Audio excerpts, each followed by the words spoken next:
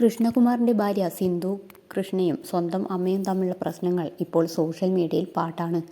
സഹോദരിയുടെ മകളായ തൻവി അമ്മൂമ്മയുമായുള്ള ഒരു വീഡിയോ കോൾ ഷെയർ ചെയ്തതാണ് പ്രശ്നങ്ങൾക്ക് തുടക്കം.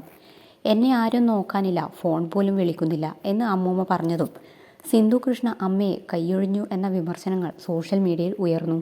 പിന്നാലെ അമ്മൂമ്മയുടെ സ്വഭാവത്തെയും വീഡിയോ പങ്കുവച്ച തൻവിയെയും പഴിച്ച് അഹാനയും രംഗത്തെത്തിയിരുന്നു. എന്നാൽ അമ്മൂമ്മയോ തൻവിയെയോ സിന്ധു കൃഷ്ണയെയോ കുടുംബത്തെയോ കുറ്റപ്പെടുത്തിയിരുന്നില്ല. ഇപ്പോൾ നാട്ടിലെത്തിയ തൻവി വിശദമായി തന്നെ ഒരു റിയാക്ഷൻ വീഡിയോ പങ്കുവച്ചിട്ടുണ്ട്. അപ്പൂപ്പനെ സിന്ധു അമ്മയും കുടുംബവും നല്ല രീതിയിൽ തന്നെയാണ് നോക്കിയത്. അമ്മൂമ്മയുടെ സ്വഭാവവുമായി ഒത്തുപോകാത്തതിനാലാണ് അവർ തെറ്റിപ്പിരിഞ്ഞത്.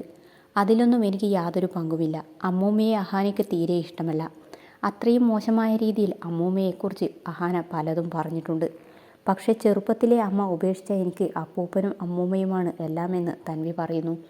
മകൾ സിന്ധു കൃഷ്ണയും അവരുടെ മൂത്ത മകൾ അഹാനയും തന്നോട് ചെയ്ത കാര്യങ്ങളെക്കുറിച്ച് അമ്മൂമ്മയും വീഡിയോയിൽ തുറന്നു പറയുന്നുണ്ട്. അഹാന നീ എന്ന് വിളിച്ച് സംസാരിച്ച ചാറ്റും അമ്മൂമ്മ വായിച്ചു കേൾപ്പിക്കുന്നു. എൻ്റെ കല്യാണത്തിന് പോലും വരരുത് എന്നൊക്കെയാണത്രേ അഹാന പറഞ്ഞത്. തന്നെ തല്ലാൻ പോലും വന്നിട്ടുണ്ട്. പക്ഷേ അഹാനയെ പോലെയല്ല ദിയയും ഇഷാനിയും ഹൻസികയും. അഹാനയാണ് എന്നെ ഒരുപാട് പറയുന്നത് എന്നാണ് അമ്മൂമ്മ പറയുന്നത്. അച്ഛൻ മരിച്ച് 4ൻ്റെ അന്ന് സിന്ധു കൃഷ്ണ എനിക്ക് തന്ന ചുരിദാർ പെട്ടി തുറന്ന് എടുത്തിട്ട് പോയി എന്നും അമ്മ പറയുന്നു. എന്നോ അവൾ തന്നെ വാങ്ങിത്തന്നത് തന്നെയാണ്. അതെല്ലാം അവൾ കൊണ്ടുപോയി. ഒരു ചുരിദാർ ഇത് എൻ്റെയാണോ എങ്ങനെയോ നിങ്ങൾക്ക് തന്നു പോയതാണ് എന്ന് പറഞ്ഞാണ് അച്ഛൻ മരിച്ച് 4ൻ്റെ അന്ന് എടുത്തുകൊണ്ടുപോയത്.